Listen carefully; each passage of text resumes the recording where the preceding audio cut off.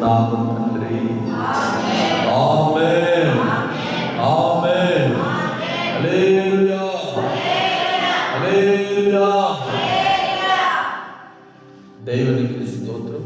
కూడి వచ్చినందరికీ హృదయపూర్వకమైన వందనాలు చెల్లిస్తూ బైబిల్ వాక్యాన్ని చదువుకుందాం. మార్కు సువార్త 14వ అధ్యాయము. మార్కు సువార్త 14వ అధ్యాయము. నిన్నటి దినమందు మనం వాక్యాన్ని కొద్ది వరకు పంచుకున్నాం. మార్కు సువార్త 14వ అధ్యాయము 43 వచనం. 14:43 నుంచి. వెంటనే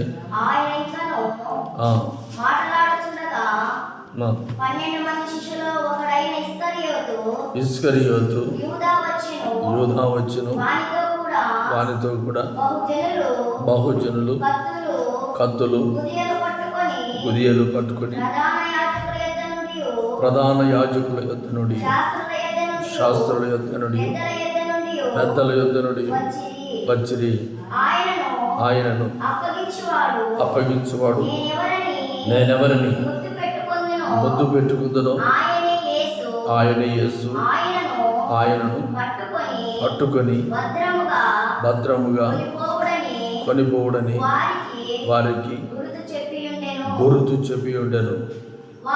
వాడు వచ్చి వెంటనే ఆయన యొద్దకు పోయి బోధకుడా అని చెప్పి ఆయనను ముద్దు పెట్టుకొనగా వారు ఆయన మీద పడి ఆయనను పట్టుకొనేది.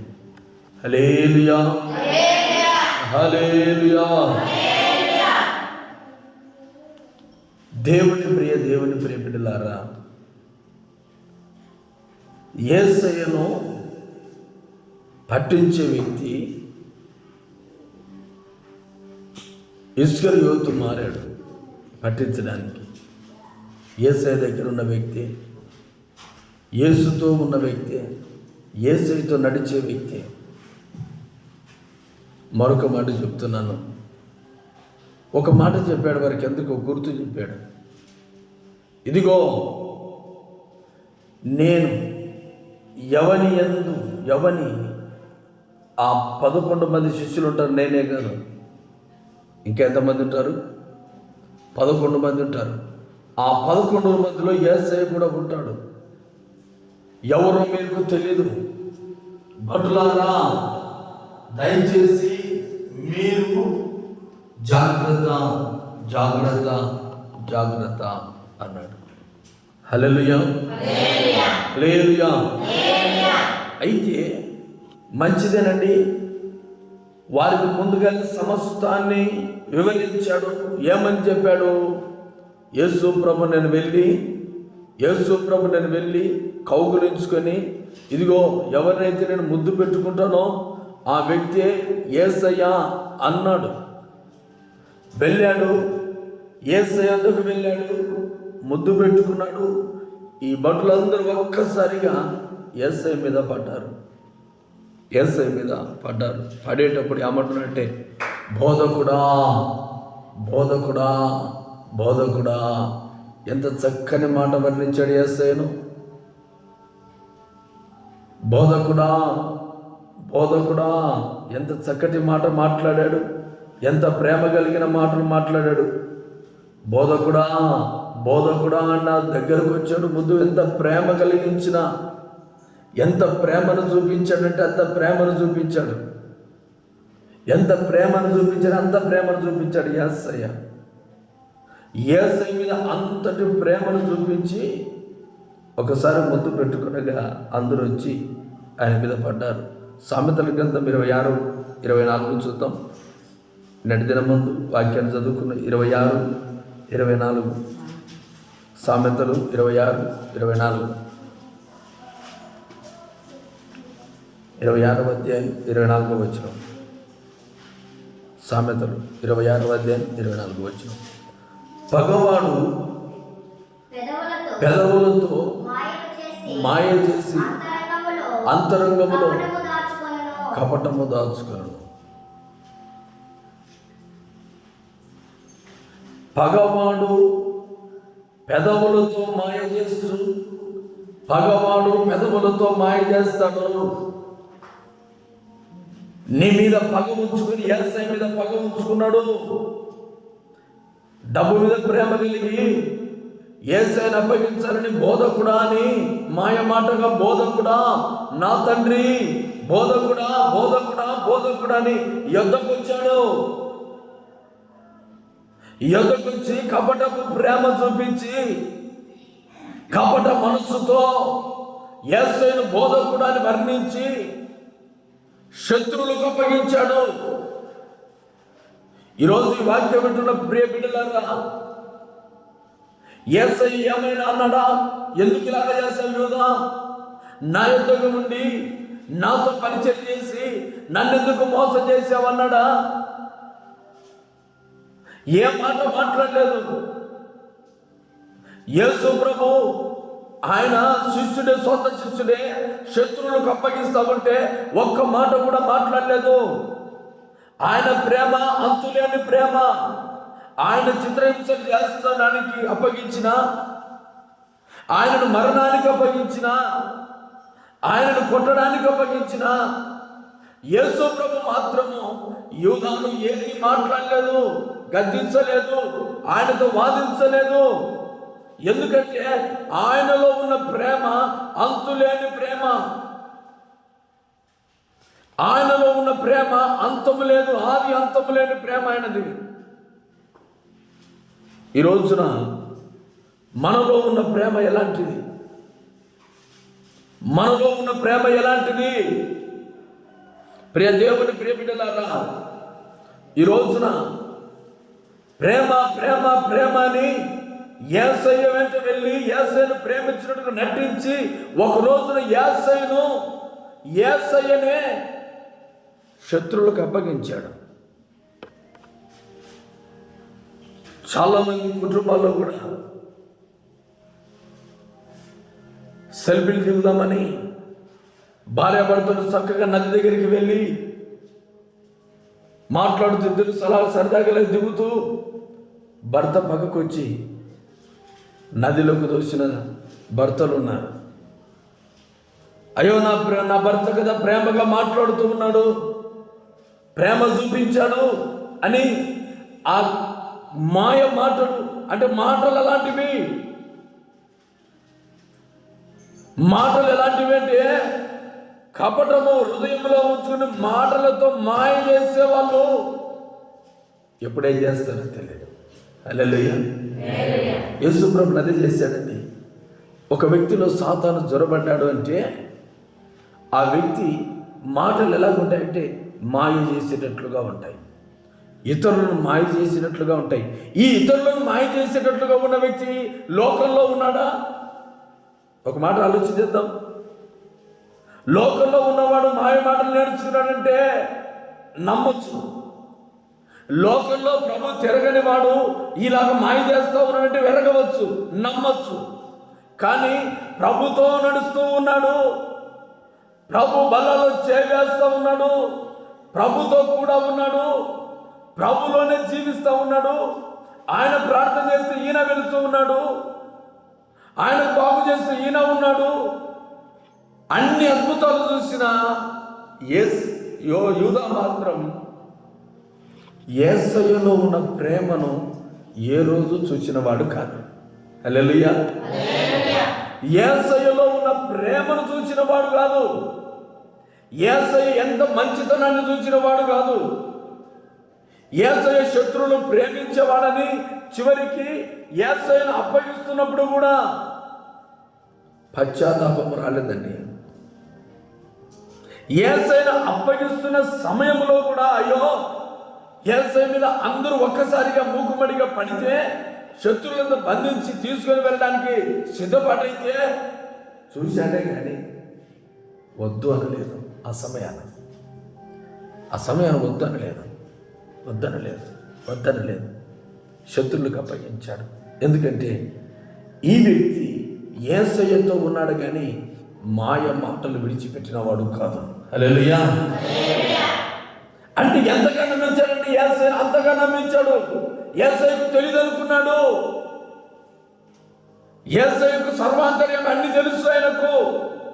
ఆయన మానవుని పాపముల కొరకే మరణించడానికి భూలోకములకు వచ్చాడు. ఆ సమయాన ఈ వ్యక్తి మనస్సు బయటపడేసరికి యేసయ్య ఇతని గద్దించకుండా ప్రేమతోనే వెళుతూ ఉన్నాడు. ఈ రోజున దేవుని ప్రియ బిడ్డలారా, నీ కొరకు ఆయన మరణిస్తాడే కానీ నేను గద్దించే దేవుడు కాదు. అంతగా నిన్ను ప్రేమించాడు. చప్పట్లు కొడదామా? నీ కుటుంబంలో వారు ఏదైనా తప్పు చేస్తే ఇలాగ ఉంటున్నావా? ఇది తప్పు అని ఖండించి గద్దించి బుద్ధి చెప్పి చక్కగా ఇలా నిలబడు, నేను చెప్పిన మాట ఏమైనా అంటారు. కానీ యేసయ్యతో కూడా నీవు ఉన్నావు, యేసయ్యలోనే నడిపించబడుతూ ఉన్నావు, యేసుతో కూడా ఉన్నావు. అయితే మాటలతో మాయ చేయడం మాత్రమో విడవలేదు. అయితే ఒక మాట చదువుకుందాం. మొదటి పేతురు రాసిన మొదటి పత్రిక చూద్దాము.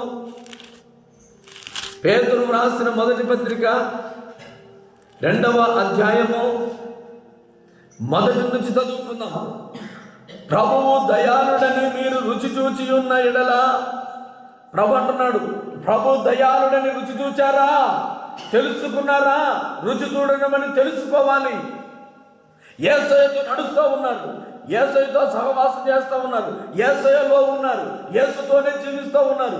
యేసు ఇక్కడ కూడికలు ఏర్పాటు చేస్తే అక్కడ మీరు కూడికలో ఉన్నారు. అయితే యేసు ఎలాంటి వ్యక్తో తెలియదు. ఈ రోజున చాలా మందికి యేసుతో ప్రయాణం చేసేది తెలుసు, యేసు కొరకు ప్రార్థన చేయడం తెలుసు, యేసుతో నివాసం చేయడం తెలుసు, కానీ మాయ చేయడం మారలేదు. మాట తీరు మారలేదు, ప్రవర్తన మారలేదు, క్రియలు మారలేదు. కానీ మీరు ఎవరైనా లోకస్తులా కాదు, యేసయ్య నమ్ముకున్న వారే. హల్లెలూయా. ఎందుకు ఇలాగా మారారు? కారణం ఏంటి? ఎందుకు ఇలా అంటే ఇస్కరియోతు యూదాలో దేవుని ప్రేమ పనిచేయకపోవడానికి గల కారణం ఏంటంటే సాతానుకు చోటించాడు.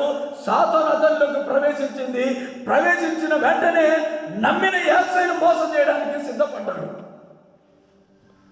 ఎప్పుడైతే మానవులు దేవుని బిడ్డలారా,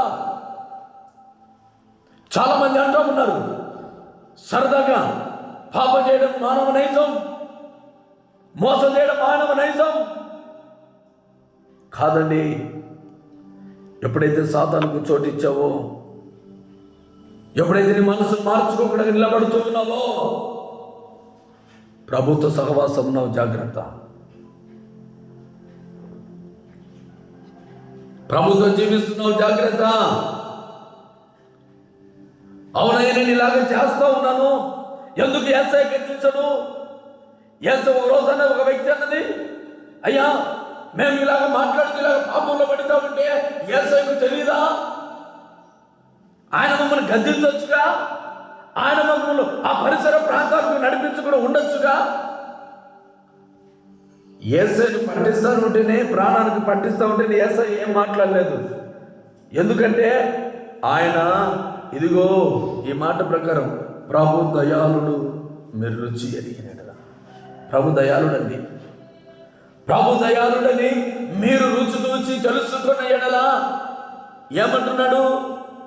సమస్తమైన దుష్టత్వమును, సమస్తమైన కపటమును, వేషధారణను, అసూయను, సమస్త దూషణ మాటలను మాని మాని మాని మాని క్రొత్తగా జన్మించిన శిశువును పోలిన వారై ఉండాలి. హల్లెలూయా.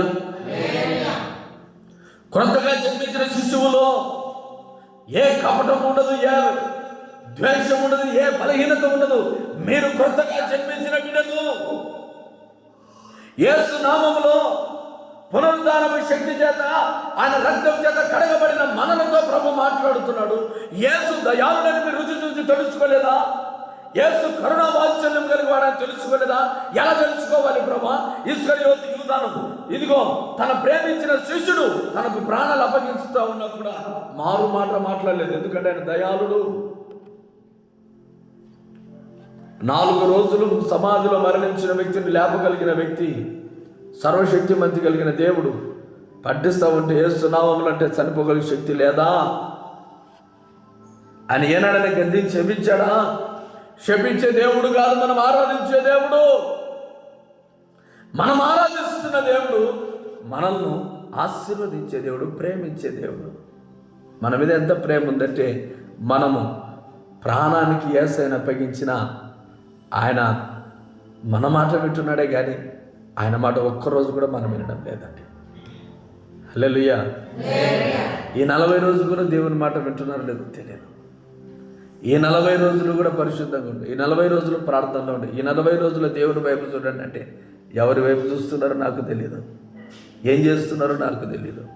ఈ ఉదయకాలం మీద ప్రభు మాట్లాడుతూ ఉన్నాడు. ఇదిగో ప్రభు దయాళుడని రుచి చూచిన ఎడల సమస్తమైన దుష్టత్వమును, సమస్తమైన కపటమును మానండి. సమస్తమైన మాటలు, దుష్ట మాటలు, అపవిత్రమైన మాటలు మానండి. క్రొత్తగా జన్మించిన శిశువులాగా తయారుగాండి. అప్పుడే పుట్టిన పిల్లలకి శత్రుత్వం ఉంటుందా? లేదే. యూదా ఎందుకు ఇలా పనిచేసి? కారణం ఏంటో తెలుసా? శత్రువుకు చోటిచ్చాడు. కపటపు ప్రేమను ఆ సమయంలో చూపుతూ ఉంటే యేసయ్యలో స్వచ్ఛమైన ప్రేమను మనం గమనించగలుగుతాం.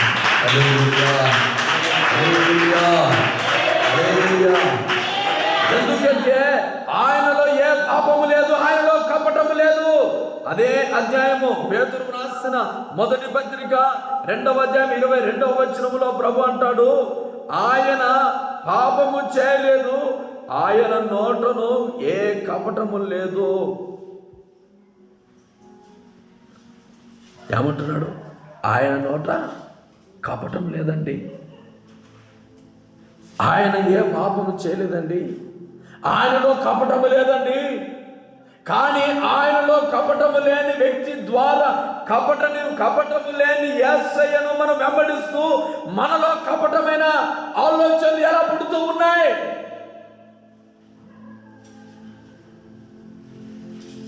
ఆయనలో కపటము లేని ప్రేమతో మనం ప్రేమిస్తూ ఉన్నాడు. కానీ మనలో కపటమైన ప్రేమ ఎలాగ పుడుతూ ఉంది? దగ్గర ఉన్నప్పుడు ఒక ప్రేమ, దూరమైనప్పుడు మరొక ప్రేమ. దగ్గర ఉన్నప్పుడు ఒక మాట, దూరమైనప్పుడు మరొక మాట.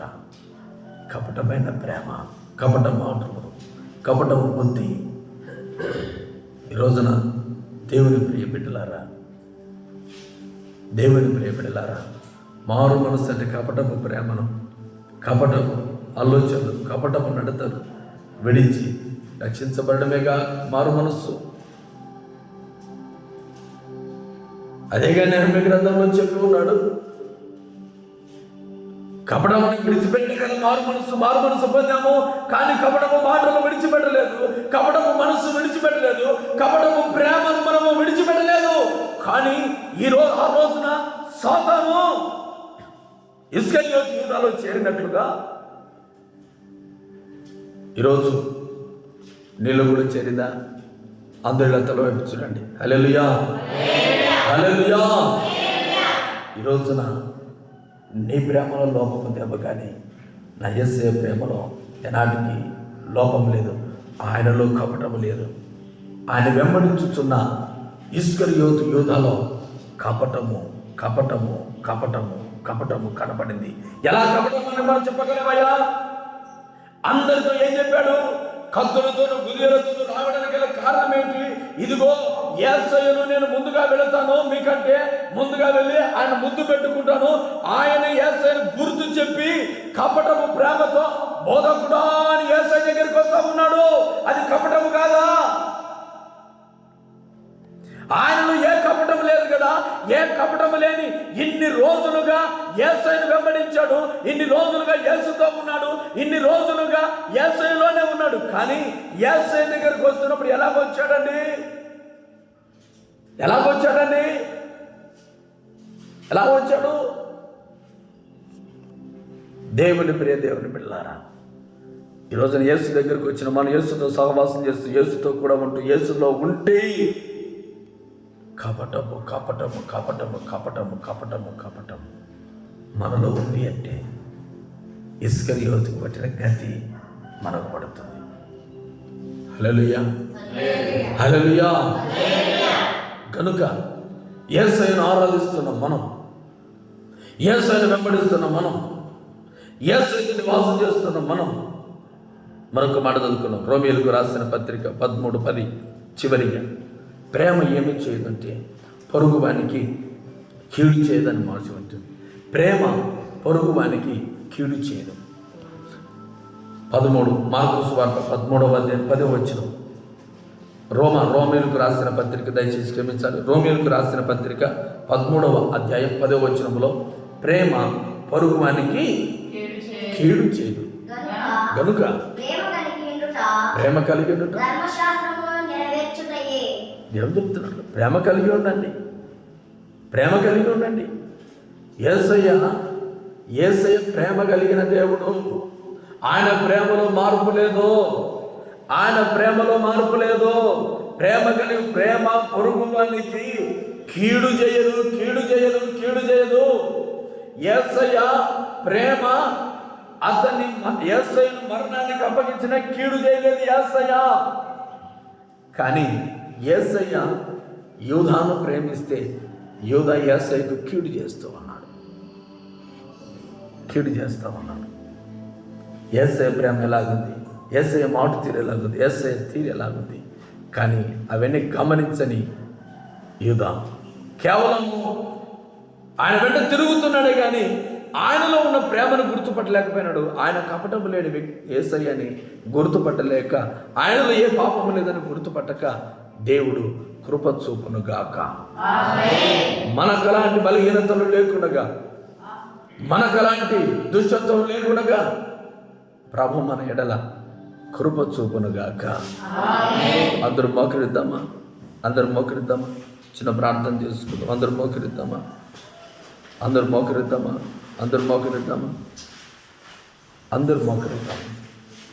మోకరించినట్టు కళ్ళు మూసుకొని, పరిశుద్ధుడా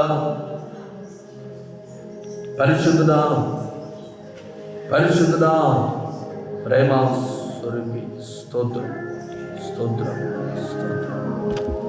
ఈ దినమంతా